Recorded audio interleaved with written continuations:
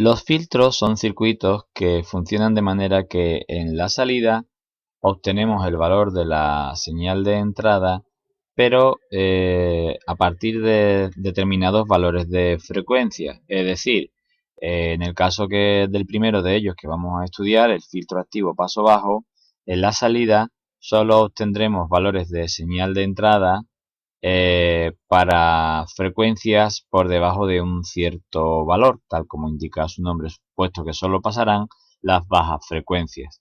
En el caso de los filtros activos, que se implementan con operacionales, resistencias y condensadores, tienen una ventaja con respecto a los pasivos, puesto que no es necesario el uso de bobinas, y además presentan la gran ventaja de que no solamente se va a realizar el proceso de filtrado, es decir, dejar pasar una señal o no en función de la frecuencia, sino que además vamos a aprovechar la configuración de circuito no inversor para amplificar ese filtrado con una ganancia que podremos elegir en función de los valores de R2 y R1, puesto que la frecuencia, en este caso, perdón, la frecuencia no, la ganancia del circuito será 1 más R2 partido R1, la propia, como vemos aquí en esta zona, la propia de un amplificador no inversor.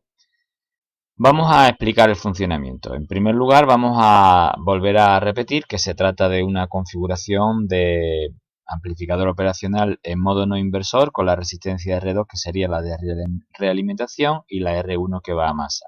Por tanto, en la salida obtendremos la señal en la patilla no inversora, en este caso sería la señal en el punto A, pero amplificada, con un cierto valor de ganancia, 1 más el cociente de R2 entre R1. Por otro lado, podemos ver que la tensión entre el punto A y masa será la tensión que tengamos en los extremos de este condensador. A su vez, habría que hacer mención a que los condensadores presentan una cierta oposición al paso de la corriente eléctrica en función de, lógicamente, su valor de capacidad y, en este caso también, en función de la frecuencia de la señal de la corriente que está atravesando dicho condensador. Esa oposición al paso de la corriente en un condensador se define como reactancia capacitiva. Si vamos al texto del vídeo, podemos ver que tenemos que el circuito tiene configuración de no inversor y amplificará la tensión existente en la entrada no inversora, como ya hemos dicho. En nuestro caso, la tensión de salida será el valor de la ganancia, 1 más R2 partido R1, por el valor de la tensión que haya entre el punto A y masa, que en este caso realmente coincide con la tensión en los extremos del condensador. Ya hemos hecho referencia al valor de una cierta reactancia capacitiva, la tenemos definida aquí. XC es la llamada reactancia capacitiva, es decir, el condensador ofrecerá una oposición al paso de la corriente en función de la frecuencia y de la capacidad del propio condensador. Esa reactancia capacitiva se medirá en ohmios, al igual que si midiéramos una resistencia. Lo que pasa es que en este caso estaríamos hablando de una reactancia. Se calcula mediante esta fórmula. XC, la reactancia capacitiva, será 1 partido 2 por pi por la frecuencia en hercios y por la capacidad en faradios. Es decir, podemos concluir diciendo que la tensión en el condensador se podrá calcular multiplicando la intensidad que lo atraviese por el valor de la reactancia capacitiva.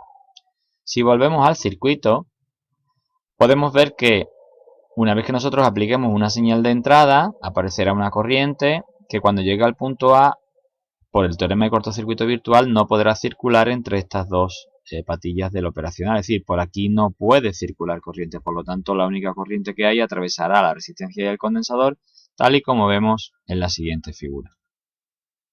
De tal forma que esta tensión de entrada se va a repartir entre la tensión en la resistencia y la tensión en el condensador.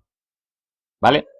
Si volvemos a la definición de reactancia capacitiva y a su fórmula, podemos analizar y decir, bueno, si la frecuencia de la señal, por ejemplo, una señal continua que tiene frecuencia 0, si la frecuencia fuese 0, todo el denominador al ser un producto va a ser 0 y 1 entre 0 nos daría infinito. Por lo tanto, el valor en ohmios de la reactancia capacitiva sería un valor elevadísimo, prácticamente infinito.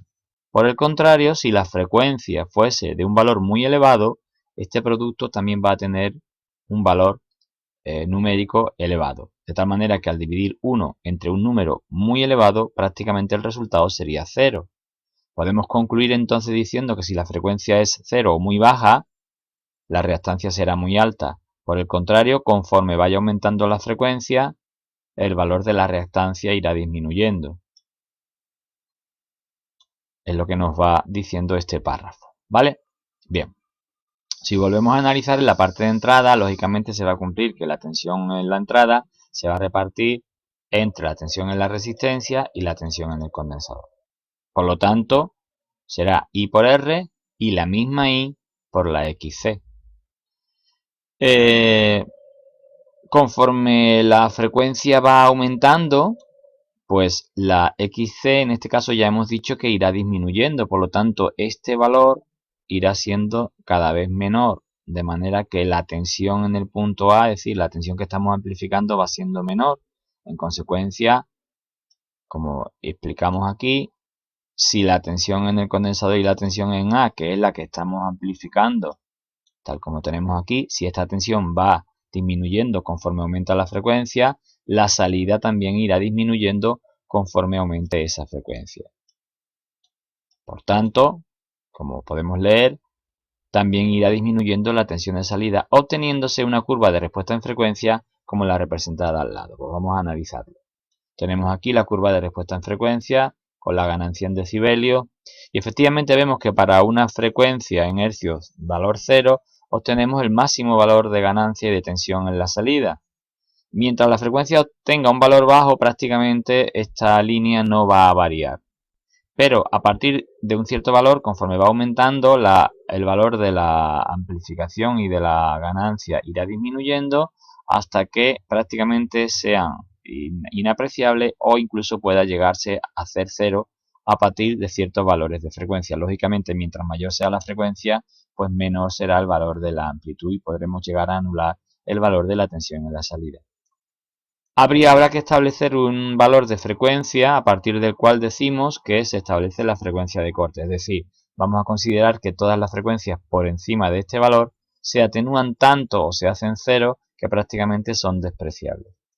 Ese valor coincide con una caída en decibelios de 3 decibelios sobre el valor máximo, al igual que suele ocurrir en las curvas de respuesta en frecuencia para calcular el ancho de banda en un amplificador. Pues aquí vamos a hacer lo mismo. Sobre el valor máximo restaríamos 3 decibelios y obtendríamos este punto. Esta caída de 3 decibelios en la ganancia coincide con el momento en el que el valor de la resistencia y el valor de la reactancia capacitiva se hacen iguales. Si pasamos a la expresión matemática, la resistencia entonces será igual a la reactancia capacitiva, que ya hemos dicho que es 1 partido 2 pi fc. Nosotros queremos calcular el valor de la frecuencia de corte, por lo tanto, al estar aquí dividiendo, pasaría a este otro lado multiplicando, tal y como aparece en esta otra expresión. Finalmente, y por último, la resistencia que está multiplicando la vamos a pasar al otro miembro dividiendo, de tal manera que nos quedaría la expresión final. Es decir, la frecuencia de corte se calculará a partir de esta expresión. 1 partido 2 pi por el valor de la resistencia en ohmios y por el valor de la capacidad del condensador en faradios. Y obtendremos el valor de la frecuencia en hercios.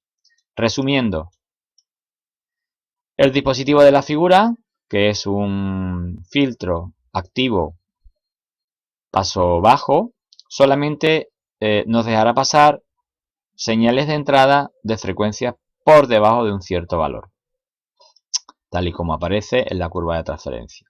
Se llama filtro activo porque, al contrario que los filtros pasivos no permiten amplificar el valor del filtrado. En este caso nosotros no solamente vamos a filtrar, sino que podremos amplificar, como ya hemos dicho al principio de este vídeo, el valor en la salida de esta entrada en función de la ganancia, que como ya hemos dicho será 1 más el cociente de dividir R2 entre R1.